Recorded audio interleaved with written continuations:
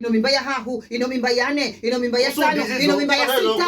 Una maladiki heri, unaangiza pressure. Yani mtu hangine anazibambanya kukana magoje ni mtsure atuiresha zira hangine uganawiri kutosha kwa sababu we humbo haho osini na kwenzi kutengeza rorosi gonya tando na milomo michafu gonya hangine tando kumbiri. Haya zimani radio bana maya mnazima radio vivi mnazienda be busy zimani radio. Mashaka be mabu. Wanazienda wanazima radio vivi. Nakazinya lakini huna. Haya zimani radio.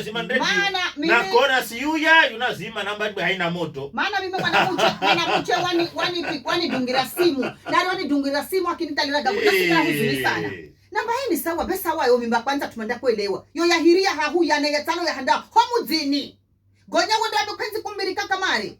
Angwa na azalia wati adabu. Unajaraha na kana jara kisha kwa ni be una kila mtu na familia kwa. Haya tunakakukira muzi. Atunakakukira homzini. Unatasaja sio kama dimaku kuenjoy matunda gana angine kwa sababu kwako uwe. Wewe unapokala na angiza adabu.